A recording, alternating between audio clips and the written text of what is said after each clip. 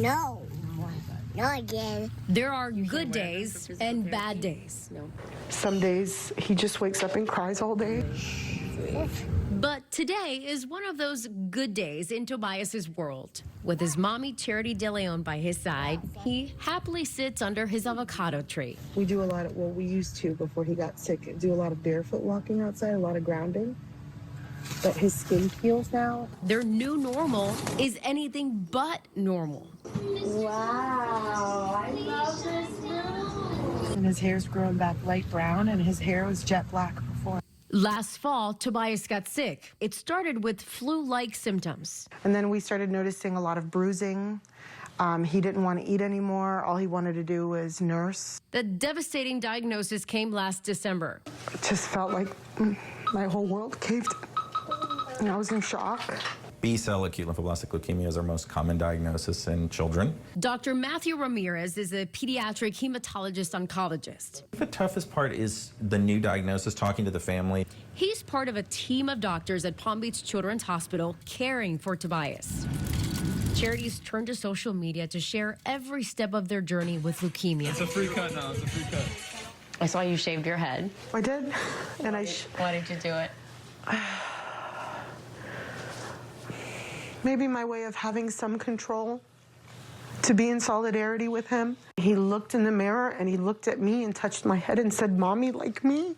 And in that moment, I knew that I did the right thing.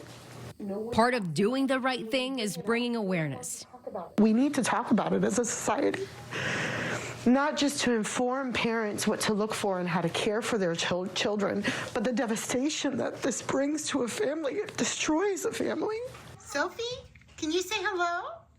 Their family includes caring for their 14-year-old daughter, Sophie, and her battle with a rare genetic disorder. Can't go to school, so she's on hospital homebound. And so I work from home because I care for her full time. Charity ran a vegan bakery from her home garage until Tobias's cancer diagnosis. This was it. This was my space. Yeah. It's almost like that version of myself doesn't exist anymore. Struggling on only her husband's income, they made the difficult decision to sell their home in Green Acres. As much as we would love to keep our beautiful home, reality is we just can't sustain it. You can't afford to stay here. I can't. Their journey now continues with a new home in Port St. Lucie, finding hope in the good days. Just day by day. That's it. Thank you for talking with us. Thank you. I hope you can help someone with this.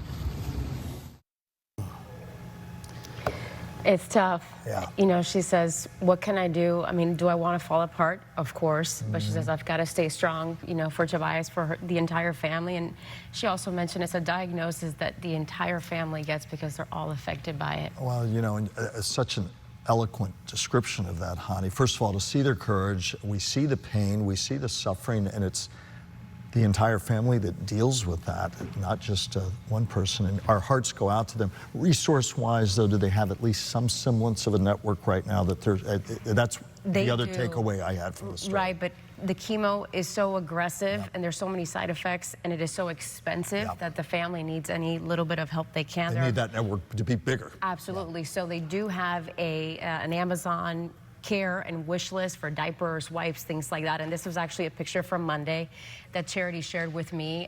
He goes back for chemo the following Monday. So any little bit counts. They also have a GoFundMe page. There are many organizations who have stepped up. The family is extremely grateful for all the help they've received so far. But as you know, in today's day, your check just doesn't go as far as it used to. And they're living, you know, on one income. So just, you know, my heart goes out in prayers. All help is welcome. It's Absolutely. a reminder of the hardships, the challenges, and the courage of families trying to cope with those challenges.